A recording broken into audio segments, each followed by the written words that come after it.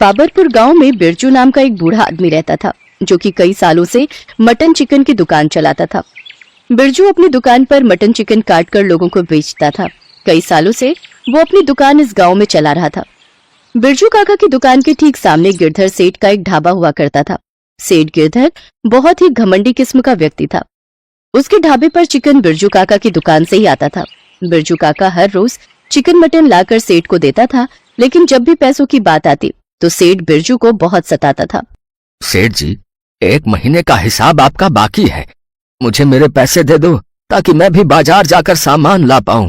क्या बिरजू, जब देखो तब बस पैसे ही मांगता रहता है। ले लियो आराम से, मैं कहीं भागा जा रहा हूं। सेठ जी, आप भी मेरी मजबूरी समझने की कोशिश करिए।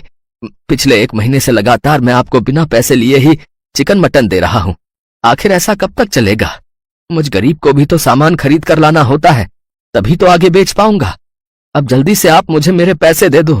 उसके इतना कहते ही सेठ ने बिरजू को जोर से लात मारी और चिल्लाते हुए कहा, ए बुड्ढे, इतनी देर से समझा रहा हूं, समझ नहीं आ रहा क्या? लगता है अब तुझमें बहुत घमंड आ गया है। आज से मेरे ढाबे पर बनने के लिए तेरे यहां से चिकन मटन बिल्कुल भी नहीं आएगा। और रही बात हिसाब की, तो भूल जा, अब मैं तुझे 1 पैसा नहीं दूंगा। तभी एक लड़का वहां आया और उसने बिरजू काका को सहारा देकर उठाया। आपका बहुत बहुत शुक्रिया साहब। बिरजू काका, आपने मुझे पहचाना नहीं? मैं प्रवेश हूं, दीनालाल का बेटा।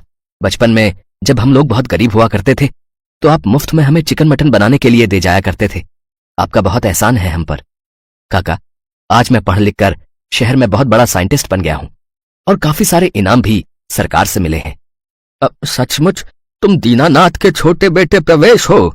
तुम्हें इतने ऊंचे पद पर देखकर मुझे बहुत खुशी हुई बेटा। सदा खुश रहो और खूब तरक्की करो। और एहसान किस चीज का बेटा? दीनालाल बहुत अच्छा दोस्त था मेरा, उसके लिए मैं इतना तो कर ही सकता था ना। काका, आप मेरे साथ आइए, मैं आपको कुछ दिखाना चाहता हूँ। प्रवेश बिरजू को अपने साथ अपने घर ले गया। घर के अंदर ही उसने अपनी लेबोरेटरी खोल रखी थी। उस लेबोरेटरी में एक बड़ी सी मशीन रखी हुई थी और वहां जाकर उसने एक स्किनलेस चिकन को उस मशीन में डाल दिया।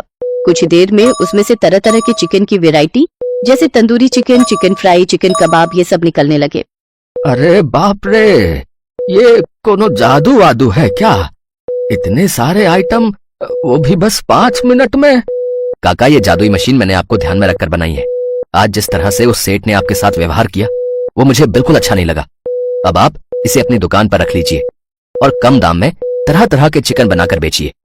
फिर देखिए उस सेठ का ढाबा कैसे 2 दिन में बंद होता है। बिरजू काका ने उस मशीन को अपनी दुकान पर लाकर रख लिया। साथ ही अपनी दुकान के बाहर एक बोर्ड लगा दिया जिस पर लिखा था कि सबसे सस्ते और अच्छे चिकन के बने item.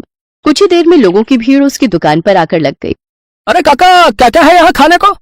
Tandoori chicken, leg piece, roasted chicken. बस आप ऑर्डर करो साहब, जो चाहिए वही बनकर आ जाएगा। मेरे लिए तो आप तंदूरी चिकन लगा दीजिए। और मुझे मटन कबाब खाने हैं। और मेरे लिए फ्राई चिकन। 5 मिनट के अंदर ही लोगों की फरमाइशें पूरी होने लगी और ये देखकर वो बहुत खुश हुए। अब बिरजू काका की कमाई काफी अच्छी होने लगी और कुछ ही दिनों में उन्होंने अपनी दुकान काफी बड़ी कर ली और उसमें एसी लगा दिए। अब सभी लोग उनकी दुकान पर बैठकर आराम से चिकन मटन का आनंद लेने लगे। बिरजू दिन प्रतिदिन तरक्की करता रहा और धीरे धीरे उसने खुद का एक बड़ा सा एसी ढाबा खोल लिया। तो वहीं सेठ का ढाबा अब पूरी तरह खाली पड़ा रहता। हालात ये हुए कि कुछ ही दिनों में सेठ को अपना ढाबा बंद करना पड़ा। अर्जुन ने जैसे ही अपनी माँ से उषा और अपने प्यार का जिक्र किया तो मॉडर्न सोसाइटी में उठने बैठने वाली माँ उनके प्यार के लिए राजी नहीं होती और वो ये सुनते ही भड़क जाती है। क्या तुम्हारा दिमाग खराब हो गया है अर्जुन?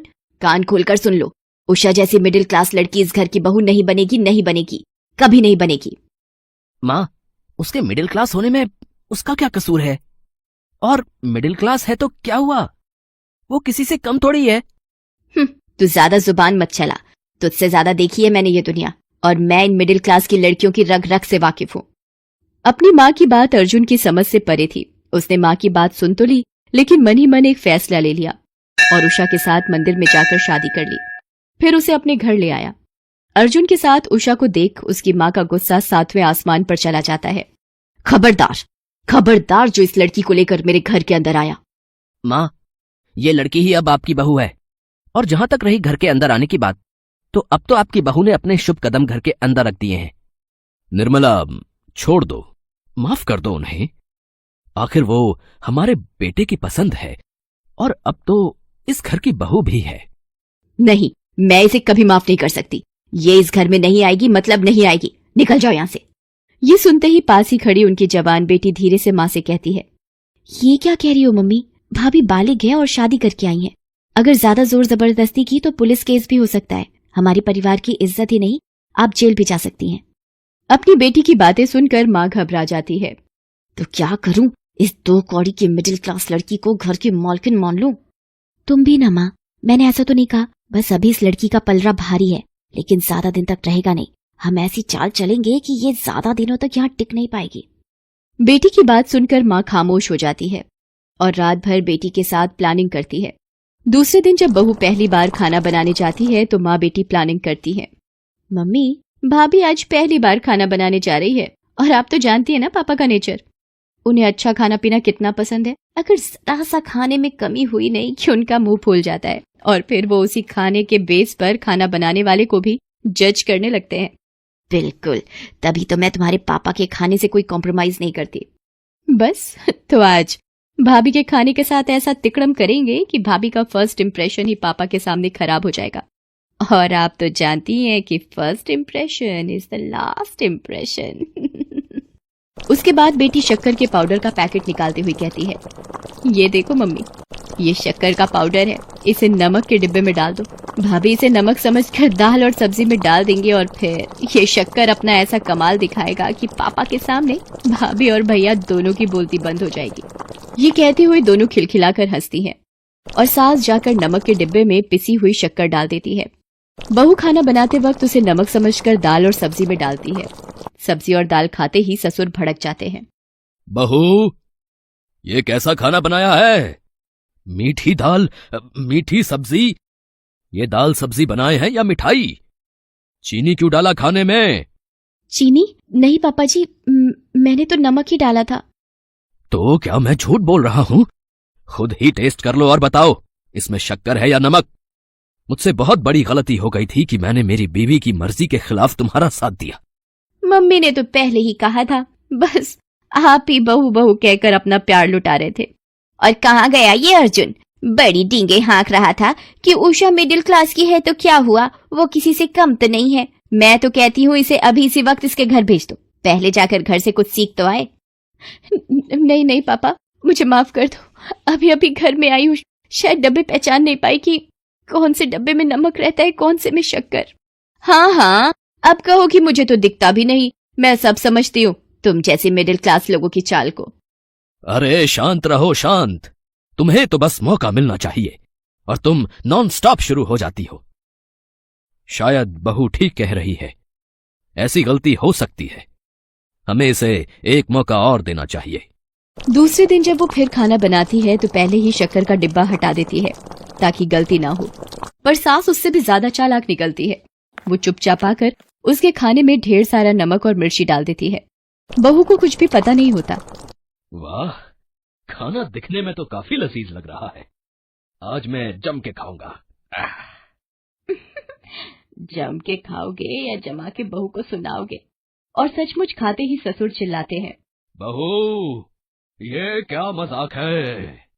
कल खाने में शक्कर ही शक्कर और आज नमक और मिर्च थोक के भाव में डाल दिया है तुमने। नहीं पापा जी, आज तो मैंने नमक मसाले स्वादानुसार डाले थे। ऐसा स्वाद? एक काम करो, तुम एक निवाला खुद टेस्ट करो। बहू जैसे ही एक निवाला मुंह में लेती है वो मुंह से फुर्र से निकाल देती है। वाह क्या स्वाद है, खाते ही मुंह से बाहर आ गया। बहू, तुम्हें खाना बनाना नहीं आता तो तुम बोल क्यों नहीं देती? कोई जबरदस्ती नहीं है। निर्मला, कान खोलकर सुन लो, कल से मुझे ऐसा खाना खिलाया तो मैं घर छोड़कर चला जाऊंगा। पापा, ये आप क्या कह रहे हैं? अरे आप क्यों घर छोड़कर जाएंगे? जिन्हें जरा भी शर्म हो वो छोड़कर जाएं ये घर। बहू की समझ में नहीं आता है कि ये उसके साथ क्या हो रहा है, लेकिन उसे ये जरूर पता लग गया था कि इस घर में उसकी राह आसान नहीं है। और उसकी जिंदगी में जब भी कोई ऐसी परिस्थिति आती थी जहाँ उसकी राहें उसे मुश्किल लगती थी, वो अपने गुरुजी के पास जरूर जाती थी। गुरुजी बहुत ही पहुंचे हुए और दयालु किस्म के आदमी थे। उसने वहां जाकर उन्हें सारी बातें बताई। बाबा, मेरी तो कुछ भी समझ में नहीं आ रहा है। पर मेरी समझ में आ गया है बेटी। उसके बाद बाबा अपनी झोली से एक पुड़िया निकालकर उसे देते हैं। ये जादुई मसाला है, इसे तुम जिस खाने में भी डालोगी उसका स्वाद अपने आप अच्छा और स्वादिष्ट हो जाएगा। लेकिन याद रखना, कुछ भी बनाते वक्त जैसे तुम सोचोगी, बनने वाली चीज का स्वाद वैसा ही हो जाएगा। सच बाबा? हाँ, पर जो तुम्हारे साथ चालाकी करेगा, उसकी थाली में उसी खाने का स्वाद वैसा ही आएगा जैसा कि उसने तुम्हारे साथ चालाकी करते वक्त सोचा होगा। इधर उसके ससुराल में सास और ननद सोच रही थी कि बहू घर छोड़कर चली गई है। वो मन ही मन खुश हो रहे थे, लेकिन दोपहर तक बहू वो जादुई मसाला लेकर अपने ससुराल आ गई। उसे देखकर सास और ननद ने अपना मुंह फेर लिया, लेकिन बहू ने इस बात की परवाह किए बगैर अपने ससुर से एक बार और अपने हाथ का बना खाना खाने की रिक्वेस्ट की। ससुर पहले तो नाना कहते रहे, लेकिन बाद में मान गए। शाम को बहू खाना बना रही होती है और एक पल के लिए किचन से बाहर जाती है कि तभी सास आकर खाने में मसाला, मिर्च और नमक किलो के हिसाब से डाल देती है। ये तेरा आखिरी दिन होगा इस घर में, तो कौड़ी की लड़की, अब तुझे कोई नहीं बचा सकता। सास के जाते ही बहू आती है और उसमें पुजारी बाबा का जादुई मसाला डालते हुए कहती है, खाना खूब स्वादिष्ट हो जाए। उसके बाद खाना लाकर जब वो डाइनिंग टेबल पर लगाती है तो ससुर को खाते देख सास धीरे से अपनी बेटी से कहती है, देखना बेटी, अभी एक निवाला खाते ही तुम्हारे पापा ज्वालामुखी की तरह फटेंगे। आह, वाह, क्या खाना बनाया है। आह, क्या क्या बात करते हैं? मुझे तो नहीं लगता कि अच्छा है, एक दो निवाले और खाओ। 2-4 निवाले क्या, मैं तो पूरा खाना खा जाऊंगा। ये कहते हुए फटाफट काफी खाना खा जाते हैं। ये देख सास की आंखें फटी की फटी रह जाती हैं। हैं? ऐसा कैसे हो गया? अरे देख क्या रही हो निर्मला, तुम भी खाओ। बहुत बढ़िया है। आह, ये सुनकर वो भी खाती है और उसे बड़ा ही गंदा स्वाद आता है। पूरा खाना वो फर्र से मुंह से बाहर निकाल देती है। छी, कितना गंदा खाना है। ये सुनकर बहू समझ जाती है कि आखिर इतने दिनों से उसके साथ ये सब कर कौन रहा था। इधर ससुर जी भी अपनी पत्नी को इस तरह खाना उगलते देखते हैं तो ऐसा कैसे हो सकता है निर्मला, भला खाने का स्वाद मुझसे ज्यादा कौन जान सकता है। ये लो चखो। कहते हुए अपनी थाली का निवाला खिलाते हैं तो सास को स्वादिष्ट लगता है। अरे हाँ, ये तो वाकई स्वादिष्ट है। फिर तुम्हारी थाली का क्यों नहीं है? वो भी तो इसमें से बहू ने परोसा है। तो आप भी मेरी थाली का खाकर देखो। ये सुनकर ससुर खाते हैं तो उन्हें स्वादिष्ट लगता है। ये तो बिल्कुल मेरी थाली के खाने जैसा ही है। मैंने पहले ही कहा था, अब चुपचाप खाओ इसे और बिना मतलब मीन मेख निकालना बंद करो। वो जैसे तैसे एक निवाला खाती है, फिर फुर्र से उड़ाती है। ये देख पति को गुस्सा आता है और वो अपनी जगह से खड़े होकर चीखते हैं, ये क्या बदतमीजी है, मैं ये बर्दाश्त नहीं करूंगा। सुनते ही रोती हुई वो उनके पैर पकड़ लेती है और उन्हें सारी बात सच सच बता देती है। निर्मला, कोई तुम्हारे या तुम्हारी बेटी के साथ ऐसा करता तो? बेचारे हमारे बेटा बहू एक दूसरे से इतना सच्चा प्यार करते हैं और तुम। माफ कर दीजिए मुझे, माफ कर दीजिए। आज मुझे पता चल गया कि सच्चे प्यार का साथ ऊपर वाला भी देता है। आज के बाद मैं इसे अपनी बहू नहीं, बेटी बनाकर रखूंगी। ये सुनकर सभी खुश हो जाते हैं।